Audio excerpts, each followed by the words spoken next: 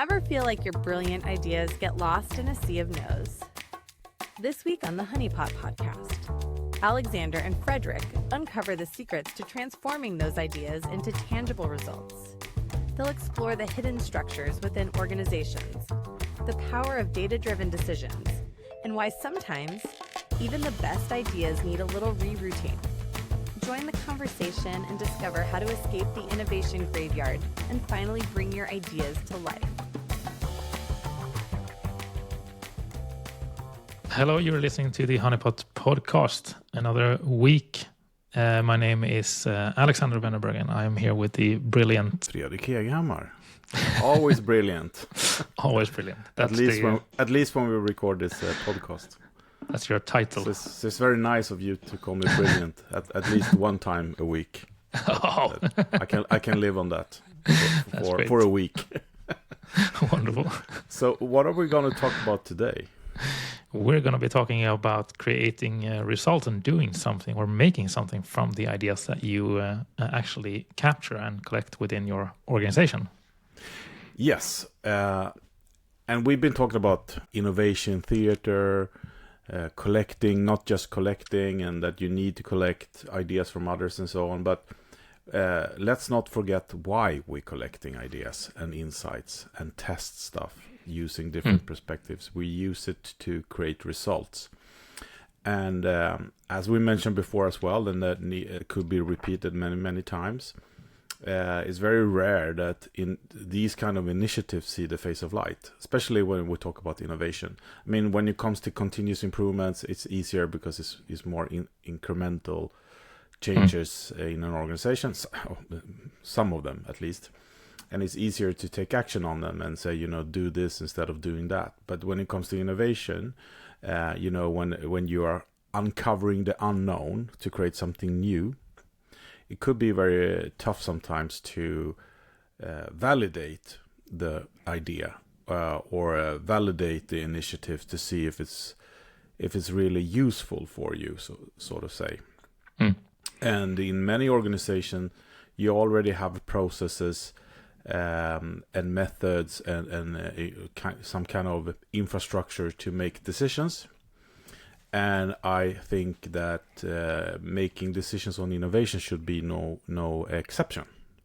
Yeah, it needs to be followed as well. And what we have seen in the past is that a lot of companies, they are bypassing the day-to-day functions and methods and processes to be able to move at speed, which is really good. We really encourage that. But then when you are done, when you have done your findings and when you have uncovered the unknown, sort of, you need to make it known, at least to your internal processes of a decision. So what is your point on that? No, I'm thinking that it's actually what I find very interesting is that it's actually two parts of it. From my perspective, and it's one of the parts are, of course, things that you're talking about, getting it to a situation where you have a structured way of making decisions based on the things that you're working on or ideas and solutions you're working on. But what I also find a bit interesting is that we're seeing in many organizations that you're the way you are asking for ideas are also affecting the way you're setting yourself up to success. Like if you're asking for ideas on specific problems, or we've talked about this before, of course, but if you're asking about specific problems or challenges or opportunities that are important to you as an organization or as a company, you will setting yourself up to success with getting more relevant ideas. But what I find most interesting is that it's the thing that you're mentioning, that in most cases, most organizations at least have somewhat of a structure or way of organizing what kind of data or information they need to make a decision. And I think that a lot of organizations out there or managers out there are pretty much having a misconception of how to be managing ideas as well, with thinking that they couldn't use the same way of making decisions. But I don't know who to blame here, because it's kind of two sides of the coin once again, because the decision makers in a company that have established way of making decisions.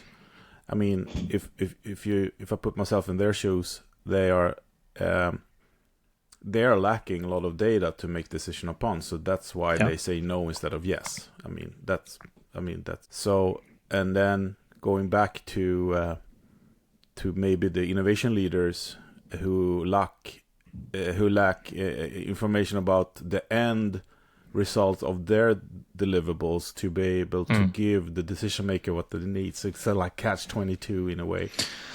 Yeah, I agree, and it's also and it's also built, I think, at least from this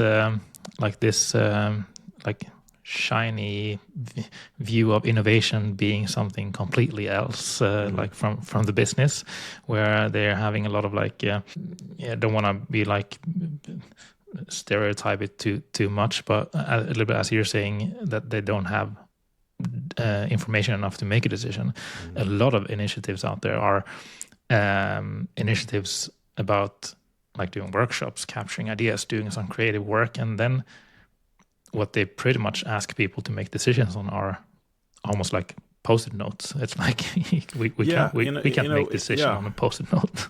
But I've been in a fortunate situation that I helped a lot of companies to uncover the decision structure, sort of, and to uncover the data they need to make decisions. Because sometimes, I mean, there's a lot of things you need to cover. And when you get that on paper, it can be overwhelming sometimes. But then you can take that data, those data points, and you can look into, okay, so let's say that we have 40 data points that we need to deliver on.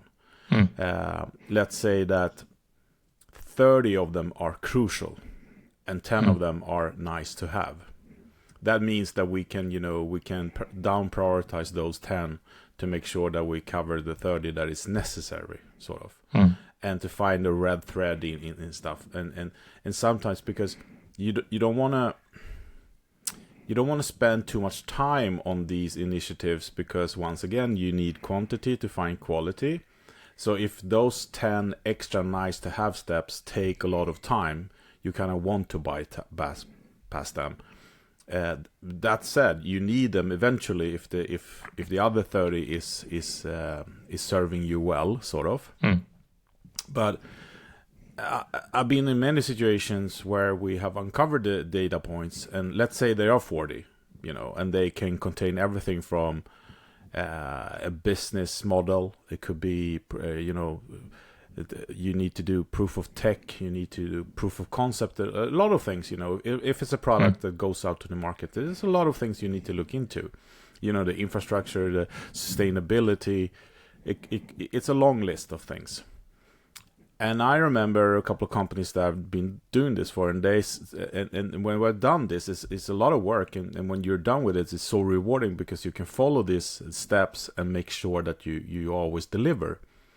But then I've also met a few CEOs of these companies that said, we can't follow all these steps if it's just a minor change. I say, why not? Because if it's a minor change, it will just take you.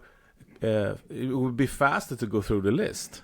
I mean, but you still have to go through the list. No, we can't have a model that holds us back, all these data points. But yes, you have to, and that's kind of wasted time, because then they will never follow those data points, and I think that nothing will see the face of light. Yeah, and that goes back a little bit, I think, to the classical notion of like, if you really know the rules, then you're allowed to break the rules sometimes. Yeah, and you can improvise, and let's say once again you have 40 data points with things you need to deliver on. If it's a small change or a small idea that doesn't cost that much, it doesn't affect your brand, or you don't have to create a business model, it will just take you less time to fill out those 40 data points, and you don't even need to involve that many people to help you out. But if it's an innovation that's never seen the face of light in your organization before, you need to cover a lot of ground to make it fly. That's just a fact. And if you skip these steps, then you're in deep trouble. Yeah, but and I think that's interesting because we've been talking about think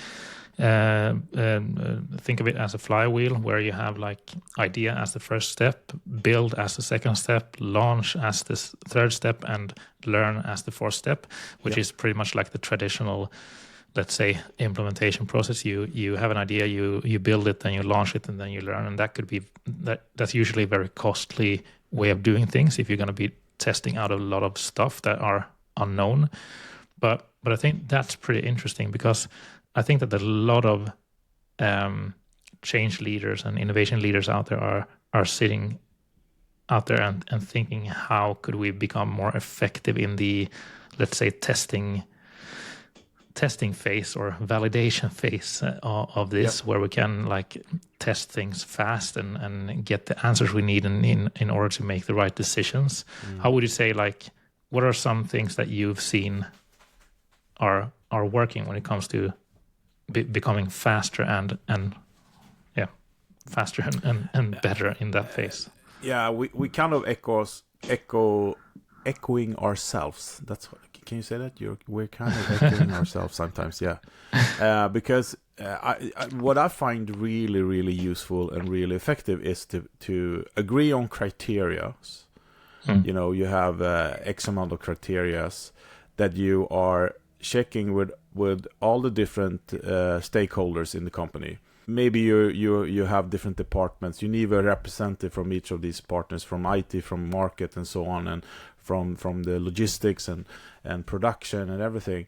And if you have pre-decided on criterias, these different entities of people can very easily give their data on something at speed. They can say, you know, this is viable, this is not viable, this is desirable, this is very cost effective, this is very expensive.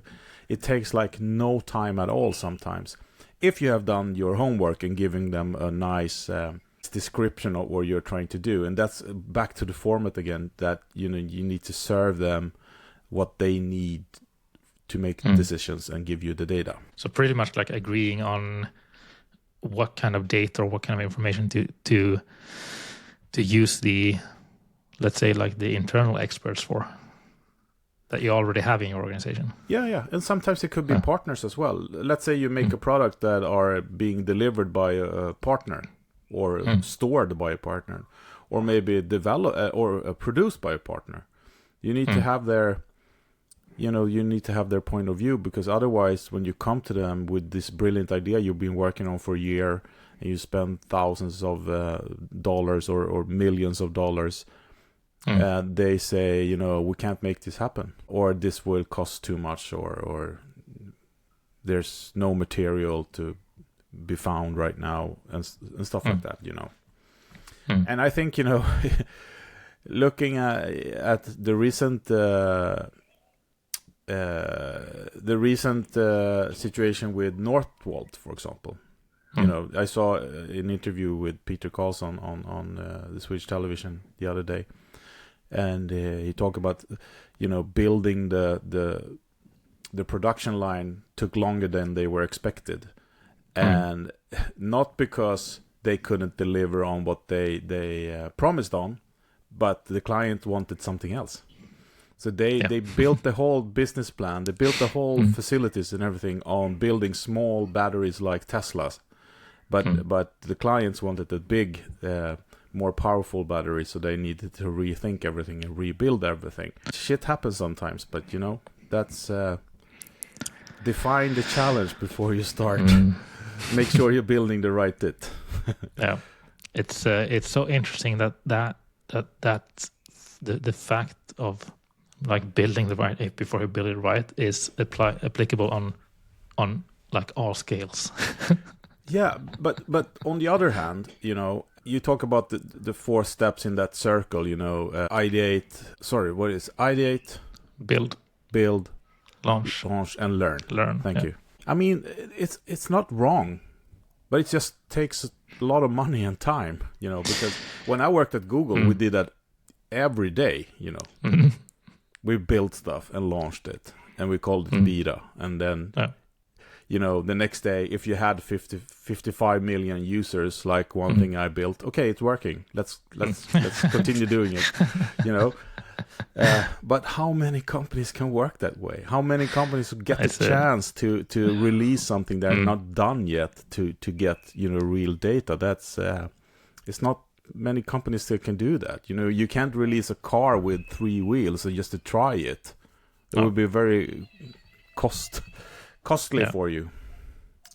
That's classical. Usually, in most companies, you need to go through a certain process and pre-studies and stuff, and before you even think about launching anything. Absolutely, and I encourage people to just do it. If you're lucky, you find the right path immediately, but most of the cases you don't. But that said, I love just throwing myself out there and do stuff. That's really refreshing as well. But you have to know that sometimes, or in most of the cases, it won't go well. And I also been a part of killing so many good ideas out there by applying business to it. Is there a business? Is this sustainable? Will we make money? And how many of these do we need to make a living or and that kills so many ideas. This is the fact. That's how it is. Yeah, but some things maybe should stay as an idea or as a hobby or as a side hustle or I don't know, something just fun to do. Yeah, but everything then is also not something. It's also about double-sided all the time, because it's also about resilience. To keep doing, keep pushing, and but most company doesn't have that time. It needs to be right away, and I think the best way to get a little bit ahead of your, the market and so on, is to have a structure and do quantity to find quality, as we said, but make sure that you have a good structure that everybody in the company can make decision upon and understand your idea before it's built, But that said, also that I strongly believe in what Astro Teller, the head of Moonshot at Google X says, that we should dream like children, but we should test like adults. And I think that's also summarized it's really, really well, because if we only play safe all the time, nothing will happen. So we have to take risks, but why don't take calculated risks? Because that's easier, If we know that looking into this and make this unknown field known will cost us this much and take this long, and we will get this when we're done. I mean, that's taking a calculated risk. And unfortunately, a lot of people are working with innovation say, but then it's not innovation if you know the end result. But no, we don't know the end result, but we know how to get there. That's the difference, I used to use a map like a metaphor. Let's say Google Map. You go in there, you type in, I want to go to the central station in Stockholm, and I will get many different options to get there. I can walk, I can bike, I can take a train, I can take a boat as well. So I know how to get there, but I don't know what to expect when I'm coming there. I mean, it might be closed, or it might be too many people, and if it's a Stockholm Central, there probably will be no train because they're all delayed, usually, at least. Yeah, but I think that's also something that, to be fair, has been bothering me a little bit. Like people, there are some groups and people that are pretty much taking pride in complicating the discussions around innovation just to make sure that no one else can understand it, or or join the old IT become guys part of it. Back Yeah, in the definitely. days. Yeah. And also, I'll probably get some people against me saying that, but I think that's something that has to stop if we're going to be creating results from the innovation initiatives. And something I've also been thinking about is the fact that I see a lot of companies out there talking about the power of like entrepreneurship or entrepreneurs in organizations, and I definitely think that you should like celebrate entrepreneurs and like the force that they're bringing to many organizations, but also think that isn't it? What's your thoughts about that? Because isn't it? I'm thinking that the reason that you are becoming dependent on entrepreneurs doing stuff in your organization is because you don't have a, let's say, a process or a structure to take care of stuff from the other people in the organization. Yes and no. No, I agree with you, but also it's about the structure of, because as going back to what I said before about creating the report or the document that you need to with the data points. I mean, if you ask any employee about we need 40 data points, they will 99.9 won't be able to answer those data points. That's just a fact. And it's a good point you're bringing up as well, because we believe in bite-sized questioning. If you have data points, maybe you ask these group of people the first question, and then you ask other people the second question, and then you have 12 questions you do by yourself, or maybe someone an expert in something. So and fortunate enough, we have a structure in our tool where you can do this, but not many have that in place, because they might work with surveys, or they collect emails, and as you say, they rely on the entrepreneurs to be really good at serving them what they need. And that's exactly what's been happening in a lot of companies that I work with. You have the entrepreneurs that's really creative and productive, and they know the format. They do it, in the sleep. They can do all these 40 data points, almost the 30 at least. And so when the entrepreneur Lisa is sending in her stuff, they say yes all the time. But then Björn sending something that is lacking information, they say no, because they don't have a structure to fill in the gaps.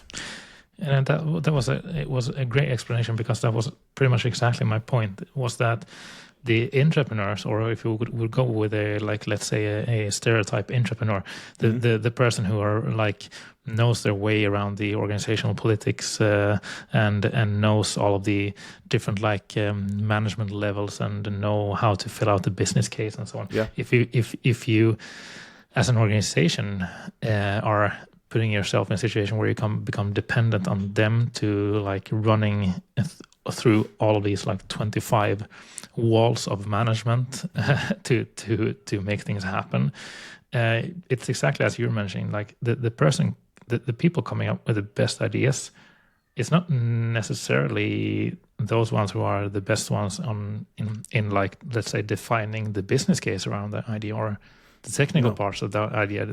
It's usually I think that you should separate how you're thinking about capturing the ideas, and then how you are working with creating a structure to make sure that you choose the right ideas and spend time on the right ideas, and then get them all through the workflow until you can make decisions and create results. And I also know a lot of innovation organizations that are based on they collecting ideas from the organization, and they are doing research and development, and they are buying trend reports and stuff like that. They do everything right. But then it's the same team evaluating all the ideas, the same idea that turns these post-it ideas into something tangible. And that's good, but I don't believe in that way of working. I think you need to boost your process. You need to bring in the right people, and you need to get different perspective and challenge the idea, and of course validate all the time. Because if it's the same team doing it all over again, then you're back in the same track as before, unfortunately. But it's not easy. But the good thing is, like, if you're using the right tool to support you, this shouldn't be that hard to do, actually. No. Because it really helps you. You create the format once, and you invite people to help you out. You invite people to come up with idea. You have a structure for validating. You have a format for presenting the validation, so the decision maker can make decisions, and you can do it, on small things, on big things. You can do it 24/7, over and over and over again, and that's that's the winning concept. That's what I believe, at least. And of course, you can do it in physical workshops all day long, but that takes time and a lot of efforts and a lot of resources. But it's really fun to be in great workshops. But it is. But you can't do it 24/7. No. Getting together and do creative work together, and if you have access to a great facilitator, workshops could be magical. But as everyone who knows me knows that I'm a big fan of asynchronous work or asynchronous ways of communicating and engaging people and getting the data that you need. So definitely make sure to capture data, no matter if it's like capturing the ideas and insights themselves or capturing data or specific information or data in specific steps as well. You could easily, let's say that you have a process of 7 steps. Let's say that you, in step number 4, you need information from the legal department. Imagine if you could just send that to the legal department and make them answer 3 questions on this idea to take the next step. And going back to the map metaphor, it's like rerouting, We're still going towards the same goal, but we're taking a detour to involve the legal team. And when the legal team are done, we're going back to the track again. But then the idea needs some attention from the IT team. And in this specific idea or this specific initiatives, it's just a check off that, cool. And takes 2 minutes, and then we're off again. And then we need to look into sustainability, and that takes a while, and we need to involve a lot of different people, because this is about production, it's about shipping and stuff, a lot of footprints that needs to be taken care of and calculated on. And then when we're done with that, we're going back, and then it's the legal stuff, because we're going to make this a global product, we need to ship, can we use this material in that country, and so on and so on. So that's how it is. It's the map, we're going back and forth, and sometimes we're going straight to the target, no stop, and sometimes we need to do detours, but we're still going to the target. So define your target, yes, and have a map that allows you to take different detours to fill out this data points you need to have to make decisions. I think that's a great conclusion for this theme and episode as well. Yeah. Any bonus tips we could share for the people listening? Keep it visual. Yep. Make sure that I like to keep it visual, because you can make quicker decisions on something visuals, up to 90%, and I've said that before. But make sure that the data you collect is corresponding with other systems that you are using to make decisions. If it's a pitch deck, make sure that you collect the data in a pitch deck format, sort of. But if it's something else, make sure that you know what to be delivered, because if it looks different, it will get no attention, and it will get no, unfortunately. But that's how humans are. So know the outcome and keep it visual. Yep. That's great. Wonderful. That's all for us this week in this episode. Nice discussion. Feel free to reach out, everyone who's listening, if you have any questions or thoughts that you want to discuss or want us to bring up in the episodes as well. We'd be happy to hear from you. But yes. Thank you very much for tuning in and listening, and have a nice week. Cheers. Bye. Bye-bye. Thanks for tuning in to this episode of the Honeypot Podcast, brought to you by Hives.co. We hope you found today's insights valuable and inspiring. If you have any questions, thoughts, or ideas, we'd love to hear from you. You can easily reach us by searching for Alexander Wennerberg or Fredrik Hagemer on LinkedIn. Or feel free to drop us an email at alexander@hives.co or fredrik@hives.co. And hey, if you want to learn more about how hives.co can help you capture insights, ideas, and feedback from your team or customers to make smarter business decisions, head over to hives.co. It's the easiest yet most powerful tool out there for driving innovation and continuous improvement. Until next time, keep innovating, and thanks for being a part of the Honeypot community.